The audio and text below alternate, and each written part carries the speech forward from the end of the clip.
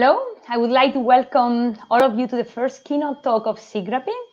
Today I have the honor to introduce Professor James Gain from the University of Cape Town.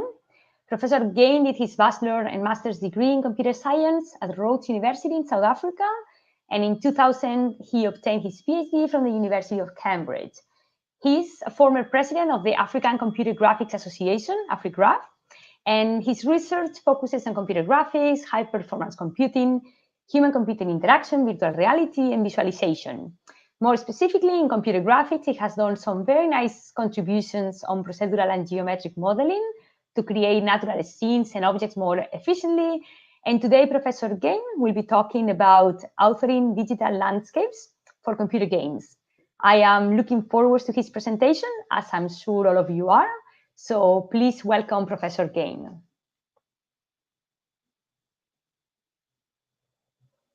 Hello, everyone. My name is James Gain from the University of Cape Town in South Africa. And the topic of my talk for today is going to be authoring digital landscapes. This basically is the question of how do we create convincing natural scenes for virtual environments, film, and games. Surprisingly, this has been a topic of research interest for more than 40 years, ever since the advent of Mandelbrot's fractal landscapes. And yet it remains of current interest, mostly because it's so challenging. In this talk, I'm going to be covering two things. First of all, what tools do we use to create these authoring environments? And once we've created a particular authoring environment, how do we check that it's actually effective or not? It's worth starting by defining exactly what I mean by a digital landscape. This is everything that goes into the effective portrayal of a natural environment. So we would start with the bare underlying earth, usually represented as a height field, all of the hills and erosion channels that might make up that landscape, onto which you'd put overlying detail. So that would be grass, snow, extending all the way up to a complete ecosystem consisting of trees and plants. You'd, of course, also want to represent the skyscape with all its weather, clouds, rain, lightning, and so on. This has application in a broad range of areas. This goes from games through film to virtual reality training. All of these use natural scenes in different ways. Sometimes it's just a backdrop meant to evoke a certain aesthetic or emotion, and other times it has a central role. Think flight simulators, where the actual weather would control how you might respond in terms of piloting a plane. Let me talk a little bit about the workflow and the pain involved in designing and developing these natural scenes. And notice that most of my talk is about the authoring aspect, so it focuses on the geometry and the textures and those sorts of things, and less on the rendering side. That's not to say that there aren't significant challenges for rendering. It's just that the focus will be on the authoring side here. So typically what happens is that you'll have some kind of game design process, and that design will dictate what the environments are going to look like. Then the designers and artists will go through a phase of doing pre-visualization, where they'll gather reference material. This could be photographs. They might even take, for example, a trip out to the site they're trying to model or some form of inspiration and take videos and photographs there. Then during development, the digital artists will create scenery assets. And this combines the geometry, texture, and some animation. For example, evolving clouds or wind swaying the trees and so on. The important point is that this is extremely labor intensive. This is why AAA games typically have hundreds of digital artists involved for months and years at a time. A typical tree, for example, might have upwards of 500,000 vertices if you want to model it with any kind of detail. And that would be at least 20 hours of work for an artist to create. And that's an artist that is quite experienced in creating digital natural assets. The point of all of this is that we want to make the artist's workflow as smooth and efficient as possible, while not getting rid of any of the control and freedom that they might have to express their artistic desires. I think that there really are three goals for landscape authoring. And the trick is really to achieve all of those three things at the same time.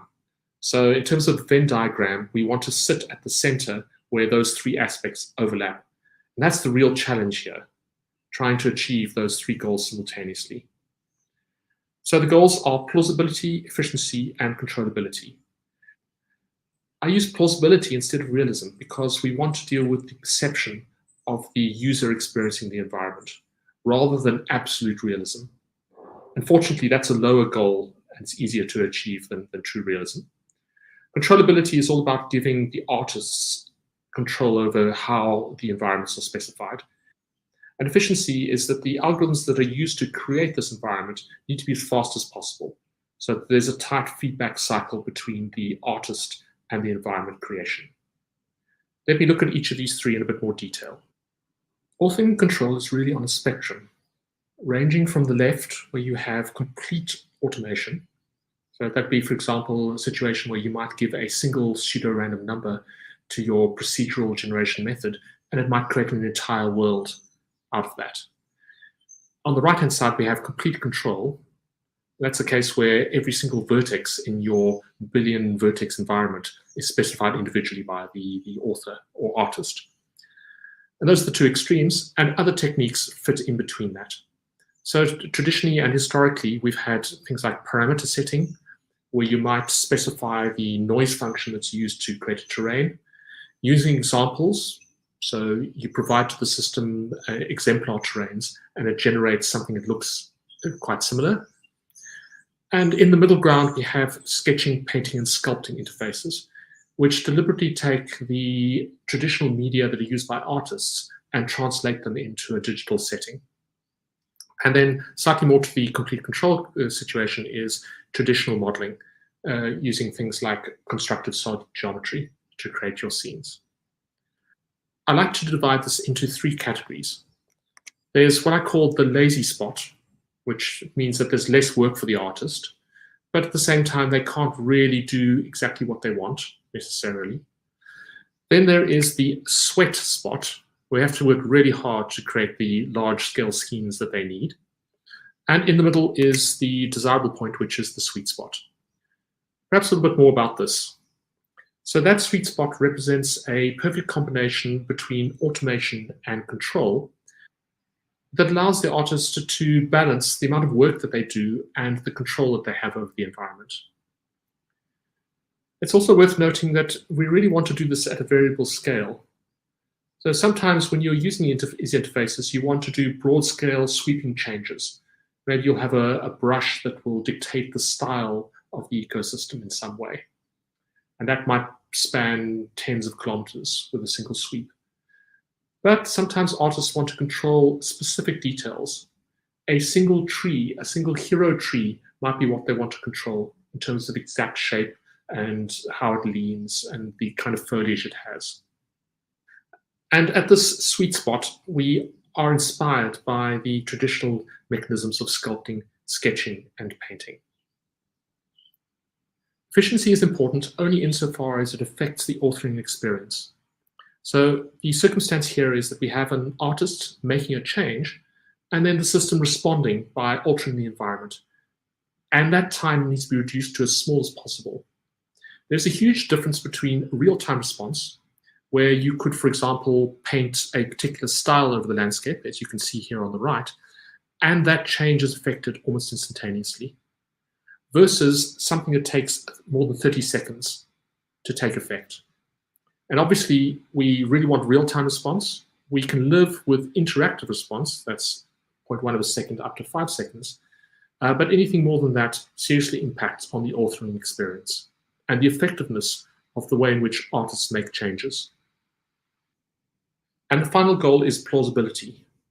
So whoever's experiencing or viewing the environment needs to believe it to be real. And that, of course, is not the same thing as it being truly realistic in the sense of it having undergone effects such as erosion or growth factors and things like that. So the viewer's perception trumps the true physical realism, which is an advantage to us because it's much easier to do that. But it does mean that we need to know and understand how viewers perceive environments. And that makes evaluation far more tricky. Currently, there are really three ways to evaluate environments in terms of its plausibility. One is the so-called pretty picture approach, which is quite prevalent in graphics and often looked down on by people outside of the domain. It's called proof by demonstration. And you can do that, but you should do more. You can look at emergent physical properties as a form of validation. So you, for example, can, if we were looking at a terrain, look to see if there are no endorheic basins. That has to do with the fact that water runs off and doesn't necessarily pool in certain areas of environment, or at least not extensively. There's often sort of channels and flow out and off the edge of an environment in order for it to be realistic. So we can look at those kind of emergent physical properties as a proxy for plausibility. And finally, we could do user experiments.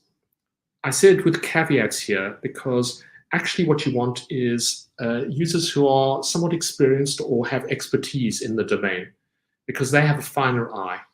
You don't want to necessarily have just people off the street, particularly not people who spend a lot of time playing computer games rather than being out in the natural environment.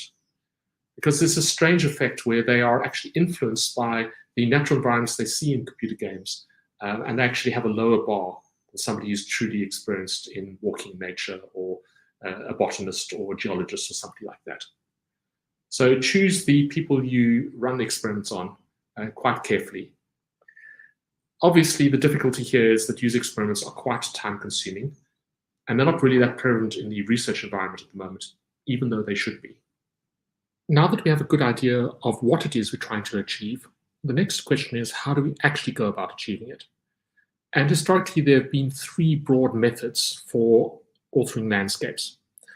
The earliest one is a procedural approach, then it developed into simulation approaches, and more recently, we've taken data-driven approaches, often based on artificial intelligence techniques.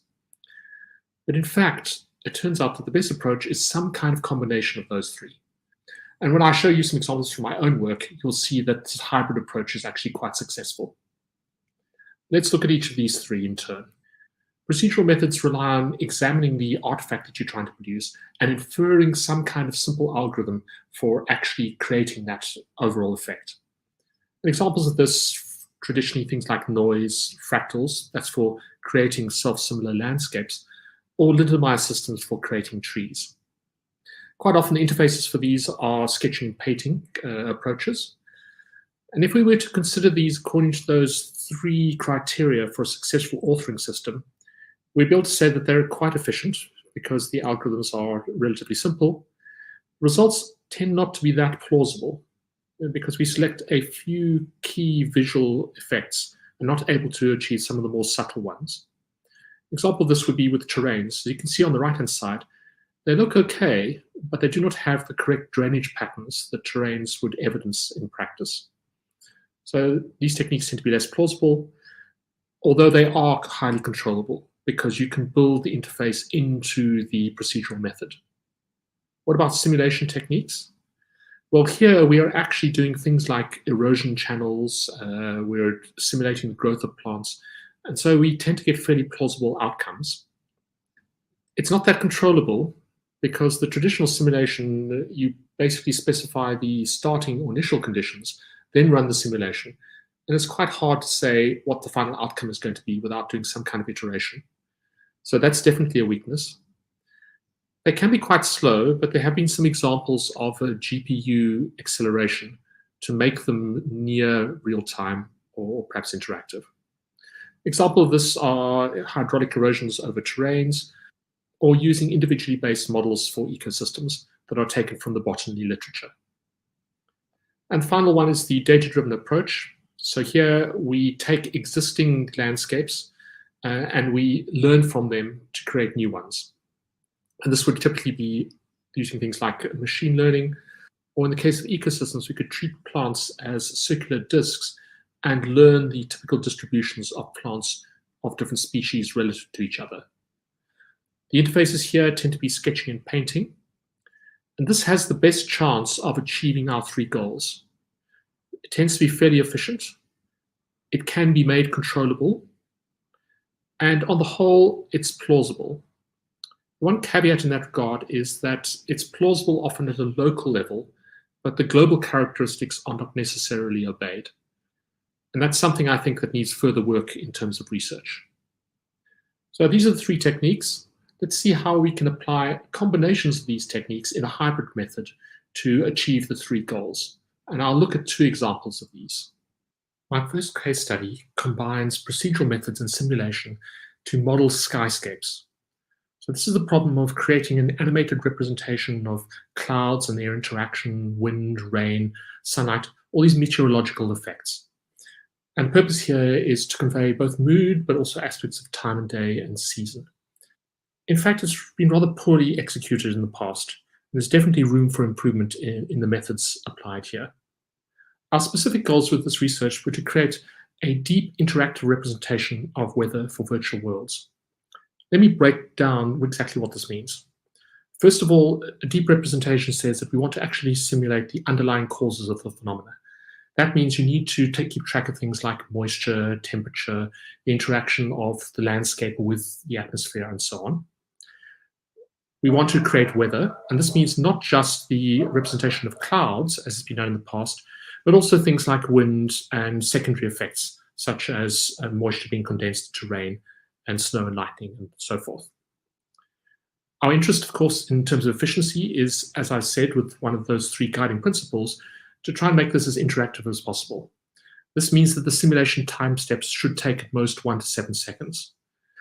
And the virtual world needs to be significant in size. So we're talking a sort of typical game area of 10 kilometers by 10 kilometers. This is what's known as mesoscale in simulation terms, with a resolution of about 512 by 512 horizontally. So that's the ground resolution. And we'd also like to have a variety of different underlying landscapes, such as mountains, lakes, cities, and so on. Here's an overview of the final system we developed. It has a number of stages. And the important thing here is to note that there's a combination between simulation and procedural amplification. So simulation is how we get the deep underlying representation, and amplification is how we deal with making this an interactive system, because the underlying representation is actually relatively coarse. So we start off on the left with a layered model. Instead of representing the sky as a dense volumetric, evenly sampled space, we instead use layers. So these are regular in the horizontal and irregular in the vertical. And this is possible because the skyscape is often constructed around layers. This is the levels at which the different clouds form. So it's a very natural representation. That layered representation feeds into a simulation, which is a Eulerian grid-based simulation, which is easily exploitable for GPU implementation. And that represents the actual physical effects, such as convection, which is when you have a vertical circulation of temperature and other effects. Advection, which is the in-plane wind-based effects. Phase change, for example, where the moisture gets condensed out of the atmosphere to form clouds. From that relatively coarse representation, we derive actual clouds using a procedural upsampling technique. So within a given cell of our simulation, we identify the kind of cloud that's going to appear there and use a noise function to represent that cloud, which finally leads on to rendering. We take each of those phases in turn, starting with the atmospheric simulation.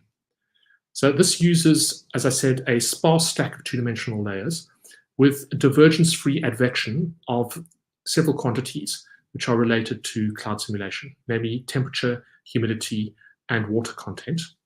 We need to be able to change between humidity and water through cycles of evaporation and condensation. And there are formulae for these. Our coarse representation represents each grid cell at a 200 by 200 meter resolution.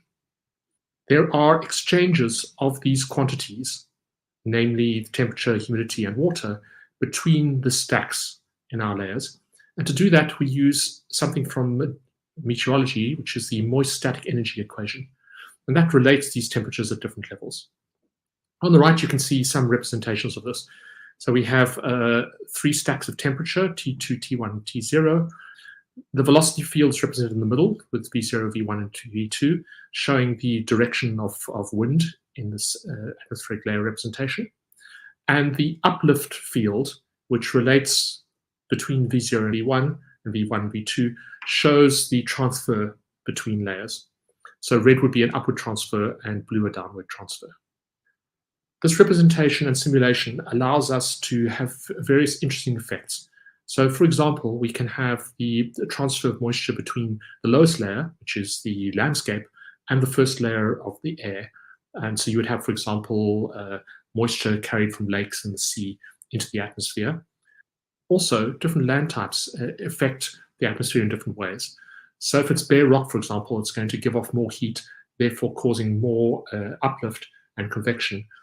And typically you might, for example, get cumulus clouds forming above such areas. We also simulate the case where the wind is forced upwards by the slope of mountainsides, and you get condensation and cloud formation as that air is carried upwards into cooler layers. This is typical of mountainous areas. For example, where I live in South Africa, we have a layer of cloud forming on the top of a flat table mountain. That's called the tablecloth. And it's an example of orographic uplift, which we can simulate with our system. For procedural upsampling, we take these coarse simulation grids and add extra volumetric detail. So we identify within each cell what kind of cloud is going to be formed, and we do this using a cloud classification scheme. And that relates the convectivity of a particular cell to its altitude. And usefully, this is a very common taxonomy for clouds and relates very strongly to their appearance. So, for example, if you have a lot of upward circular convection and your cells spanning different altitudes, you might get a cumulonimbus cloud forming. Whereas if it's low altitude and low convectivity, you'd have those thin stratus clouds. So we can use that as the parameters for our procedural upsampling. But this scheme is a combination then of simulation and procedural techniques. Let me just show you some resulting animations from our system. This particular example demonstrates the formation of different cloud types within a simulation. Here we have 4 different layers and the formation of a mixture of cumulus, cirrus, and stratus clouds. In this example, we have the wind driving moist air from the left to the right across and up the slopes of a mountain, forming clouds as it does so. And finally, we have the characteristic formation of cumulus clouds above a hot island over the course of a day, as the moist air is driven upwards and convects. In summary, in terms of techniques, this combines simulation with procedural upsampling methods. It managed to achieve plausible, realistic results that we are able to validate against expected behavior, and it's relatively efficient. Where it is lacking is in terms of control. Because it's fundamentally based around a simulation method, we have issues with achieving exactly what the user desires. It's possible to set up initial conditions, wind directions, sort of moisture layers, and so on, and do some painting onto the individual layers in terms of temperature control, but it's not as finely tuned in terms of user authoring as I would like. There's still more to do in this regard. My second case study involves the placement of plants on a landscape. This is the so-called ecoplacement problem. Specifically, what it involves is for large-scale ecosystems, positioning individual trees, assigning attributes such as their age, their canopy extent, and their species. What it doesn't involve is specifying the actual geometry of those plants. We take this as a solved problem. You could, for example, use L systems to create an individual tree. The problem as it is sufficiently challenging without considering that aspect. We'd also like to be able to interactively edit and recreate these forests according to an authoring system. And you can see here a quick example from our system where in the top left, there's an image of the user's sketch. The dark red areas are dense forest and the light areas are a more sort of shrub-like, somewhat more open forest area. And that's mirrored in the actual forest that is created. Let's look at the system that is behind this. So it's a framework that allows interactive editing, and you can see an editing session here on the right-hand side where dense brushes are painted onto the scene, followed by a light or sparse area. On the bottom left, the corresponding forest that matches to that is being shown. And the kinds of landscapes we can have range from 1 kilometer squared to 9 kilometers squared in size. The interactivity, it's about 5 seconds to 80 seconds to create an individual forest. And here you can see just painting densely over the entire area. and what the results would be. And this is a flyover of the scene, just to give you an indication of the kind of results that you can get if you do a post-process render.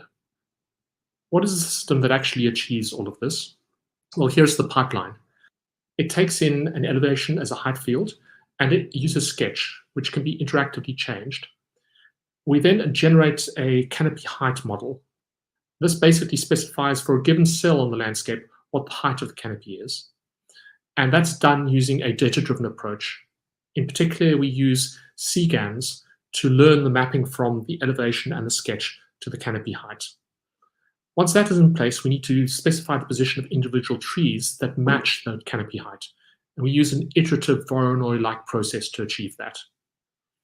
That, of course, doesn't completely define an ecosystem, because an ecosystem doesn't just consist of the canopy, but also requires undergrowth and grass. For undergrowth, we have a pre-processed simulation that we draw on, and that allows us to map from the canopy plants and species to the particular undergrowth that might appear in those areas. Finally, the grass is placed and there's a post-processed render. Let me look at some of the early stages. So here's the data-driven canopy approach. We map from a terrain and a user sketch, you can see on the top left with the indication of dense and sparse regions, to the canopy height in the middle, and finally to the placement of individual canopy trees. We have a CGAN trained neural net for the sketching and digital elevation model inputs being mapped to the canopy heights. And then we have a iterative process in which Voronoi spacing is achieved for the trees. That process relies on the abiotic conditions of the landscape. So exactly how the light falls on the landscape in terms of sunlight, how moisture from rainfall affects the landscape, all of those things affect where individual canopy trees are placed according to their species. As a pre-process, we simulate undergrowth on pre-populated canopy tree placements, and we'll have a bank or database of these available to us. This process considers individual undergrowth trees with the prior of the canopy tree placements, and we do things like seeding, growth, mortality simulation at individual monthly time steps. Unfortunately, this process can take several hours to complete, up to 6 or 7 hours, so it really isn't viable to run it during design. Fortunately, what we can do is we can take the outputs of these simulations and use them as inputs to a sampling process that gets targeted to the landscape in question. A little bit about the performance and validation. We did compare our results to Google Map results for the Sonoma County area, which is where we got much of our source data. You can see in the top left that the Google Map output matches quite well to our results on the top right in terms of where plants are placed up against slopes. For example, west-facing slopes tend to get more plants in the Sonoma County area than the east-facing slopes. In terms of performance, we can achieve a reasonable performance on really large landscapes for many, many trees. So we could have a 3 kilometer by 3 kilometer landscape with almost 5.5 million trees, and the total time for canopy placement and undergrowth synthesis is around a minute. Now, this isn't entirely interactive, but it is very acceptable performance given the large scales involved. Where does the system fit in terms of my taxonomy of evaluation? Well, as you've seen, it's a combination of a data-driven AI-based approach for the creation of the canopy with a synthesis based on simulation for where the undergrowth is placed. It doesn't involve any procedural methods per se. It has actually a good combination of plausibility, controllability, and efficiency. So for smaller scale landscapes, you can have interactive performance. It's possible to use sketches and other kinds of controls that I haven't mentioned to specify the landscape. And the results, as you can see from these images, are quite plausible. To summarize then, this talk has been based on 2 papers, which you can see mentioned in the reference list here. But if you're interested in this area in general, there are a number of other papers that you can access from myself and my co-authors. I just want to summarize to say that the important thing here is that we want to achieve this trifecta of controllability, efficiency, and plausibility.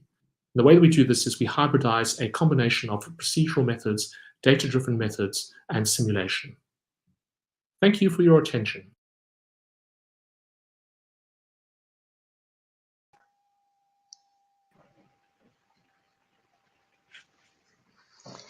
Okay, so thanks, James. It's been a really interesting presentation. I've learned a lot about clouds, which I didn't know. I will start with a question about the second part of your presentation, the one on landscapes. And you've mentioned all the, in detail how plants can be more or less located over the terrain and how they will be, the system will decide where to set them based on the amount of light they get, the amount of moist, and so on. But what about the relationships between plants? Sometimes there's certain type of plants that tend to grow at the bottom of a specific type of tree and things like this. So can the system capture that currently, or have you thought about how to incorporate this in the system? We have. Some of those effects are actually very subtle. And you actually have to have a very complicated simulation in order to encode them. So, for example, with pine trees, because they make the soil quite acidic with their needles, that can dictate certain plants. So rather than make an incredibly detailed simulation, what we do is we create something called subbiomes. So this is like a package of species that actually occur together. So they co-occur, and that's how you ensure that you get exactly the effect that you talk about. So, for instance, because we use Western California, because there's a lot of data there, redwood trees, Western sword ferns, and various other species all occur together. We just make sure they're in the same subbiome package in our simulations. So rather than having it occur naturally, we basically force it to occur. Okay, very nice. So it is accounted for. Oh, all right, okay. All right, so I will go now with some of the questions that are being posted on WOVA. The first one is by Daniel Perazzo. He said, how is the research on systematic quantitative evaluation methods for landscapes and skyscapes? I think that's a really, yeah, I was going to say it's a really great question, because to some extent it's actually an unanswered question. So one of the ways we do it at the moment is we look for measures of validation from the other fields. So we go to geomorphology, we go to botany, we go to meteorology, and we look at how they validate their simulations and try and make sure that ours follow the same things. But actually, that's more than you need for graphics sometimes. So what you're really interested in is how does that plausibility, how does that realism, that validation actually affect plausibility from the viewer's perspective? And the best we have at the moment is to actually run a qualitative user study to test that. But what I'd be quite interested in, and I think this is a very viable research area, is to say, can we do some quantitative measure that does the same thing without having to go all the way to doing an expensive and time-consuming user study? So are there things that we can use from perception that are particularly important in how you view a landscape, that we make sure that they occur, and then that solves our problem in a sense. So we do have some ways of doing this, is my answer, but there's definitely more research that can happen in this area. Okay, thank you for that answer. So the next question is by Vinicius Ferreira, and he's asking, how can the techniques you described be used for specific interactions such as digging the earth, explosions, terrain deformations, etc.? Would the artistic system interact with physics systems, or would this be better handmade by the artist? It depends on your application. So if you're wanting to do this, for example, in a video game, for example, let's say a comet impacts the Earth and you want to show the effects of that live, then you'd have to go to probably a physics approach to solving it. But if you're doing it at the pre-processing, the modeling stage, so let's assume that the comet is, or whatever, has already hit the Earth and you're showing an environment where it's already occurred, then I think it's really important to put the controls in the hands of the user. And for me, I think the problem with simulation as it stands is it's really difficult to control. So it's quite hard, for example, to say you want a river in a certain location, but then force all the erosion to follow that. possibly easier with the sort of things where you have digging and things impacting the surface. Then maybe simulation would work. But more subtle things, simulation often doesn't give you the right kind of control. So it's these hybrid techniques. That's one of the things I think is a real benefit, where you can decide what technique works under what circumstances. That's what you need to try and achieve. So a combination of simulation and procedural methods and data-driven approaches, I found to be very successful. Okay, thank you. Okay, so then Soraya moves, it's a little bit related, the question with the previous one. Can you simulate the impact of human on the landscape clouds? For example, no, in the case that a human is just altering, I guess, the clouds due to pollution, buildings, and so on. So yes, we did that to some extent. So we account for the different kinds of surfaces that you have on the landscape and how that affects clouds. So for example, cities actually have a very defined effect on clouds because they tend to give off a fair amount of heat. So we do actually have a different attribute for that landform as opposed to a forested area or a water surface. They all interact with the clouds in a different way.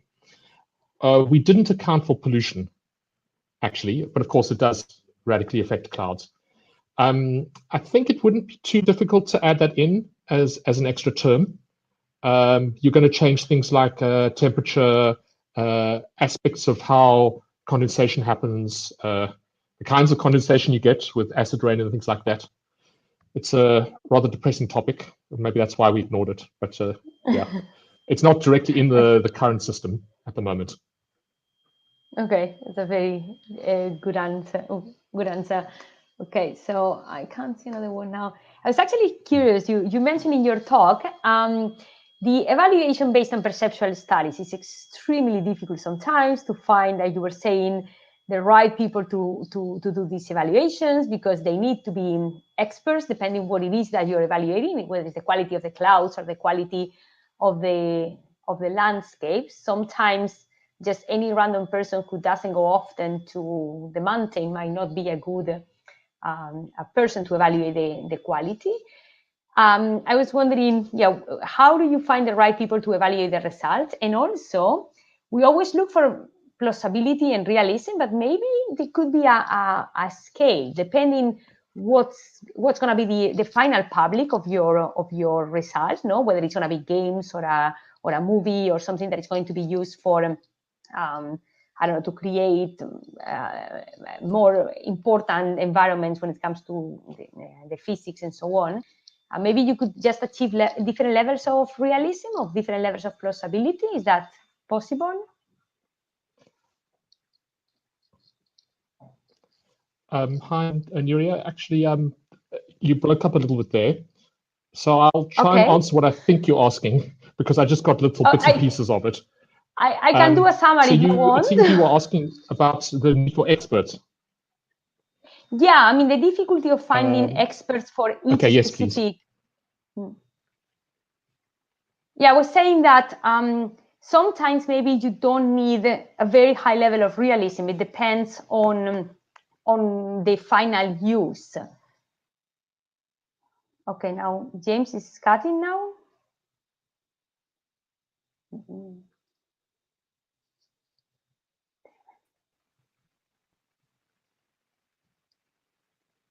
Hello, sorry, I don't know whether I'm having an internet problem or I was losing James.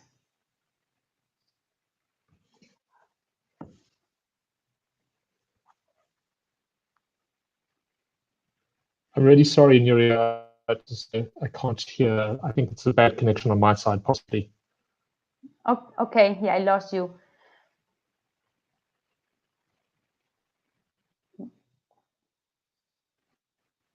I'm seeing if I can fix it. Otherwise, we might not be able to carry on. Okay.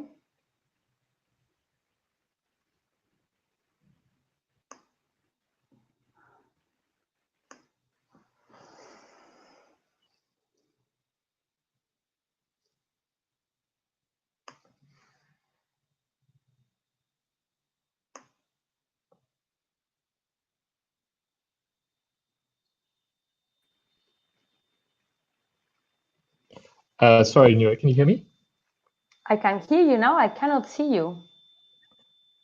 I've turned it off because I'm worried about the data flow, and I'm very sorry about that. I think you were asking about the fact that we often need experts to do the evaluation. And that's true. And in fact, it's been found that it makes a big difference, that they are really good at determining whether something is plausible or not, particularly if they've studied in the field.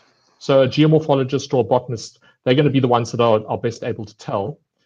And the problem is with a lot of users that they've spent a lot of time in virtual environments or playing games.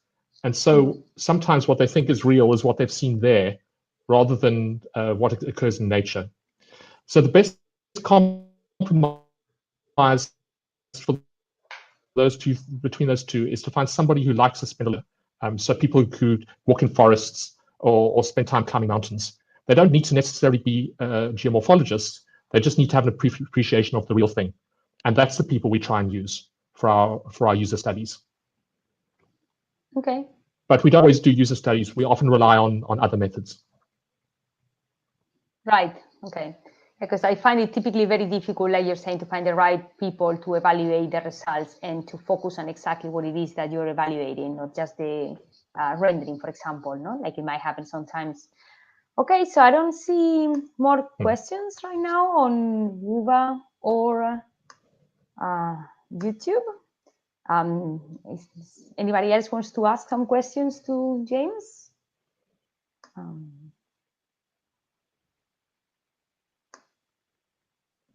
Okay. I think there was one question I saw there, Anuria, about the training of the CGANs. Yeah, it just popped up in my, exactly, go ahead, please, just pop up in my list. Yeah, okay, so sorry. Sure, it is actually quite tricky. We, in fact, tried quite a lot of alternatives in the way we designed the CGANs before we eventually established what was the correct and acceptable method for this. Fortunately, the particular thing we're doing, which is actually quite image-based, is suitable for CGANs. I don't think it's a good idea to try and apply it for more of the pipeline than we did. All we did is we applied it to the canopy height model, which is basically a top-down raster view of the heights of trees on a cell-based arrangement. So it was really very suitable for CGANs. And even then, my PhD student, who's the first author, Konrad Kapp, he spent several months actually iterating on getting that right. So I totally agree with whoever asked that question that it is actually quite tricky to do. But the results were worth it in our case. Okay.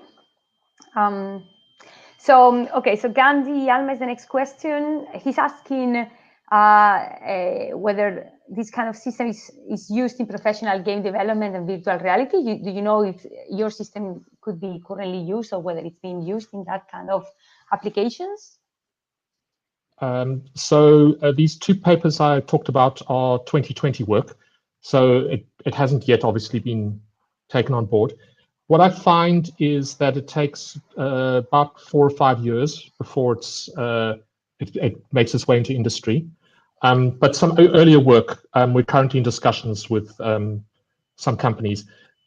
This tends not to be directly for the games companies, but it's for producers of tools that the games companies will use.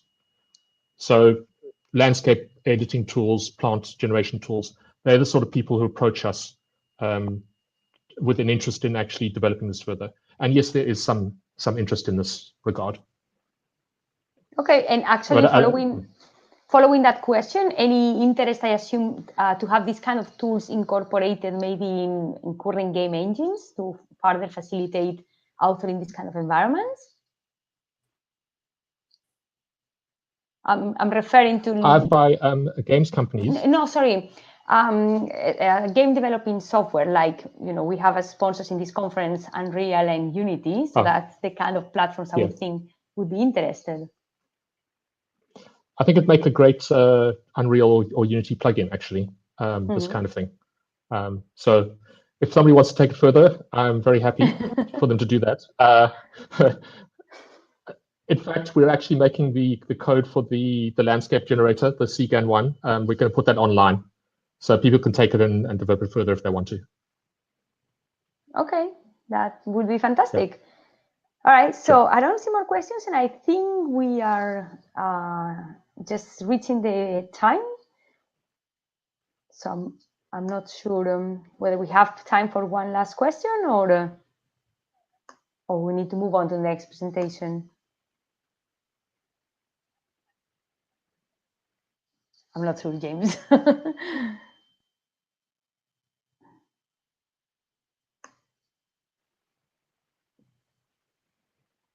Okay, so there's one more question now from Daniel Perazzo. Is there any effort on using water on landscapes, creating lakes and rivers, for example? Yes, there is indeed.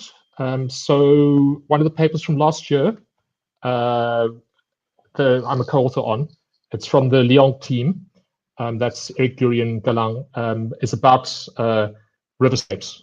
So exactly that particular topic. And you can look at my publications page to get access to that. What we don't do is the cycle of clouds causing rain, causing rivers. So a complete virtual world yet. It's mostly separate components. Do the cloudscape separately, do the plants separately to some extent, but not a total virtual world. Yeah, that could. Okay. But yes, you can find out more about this particular thing if you go to.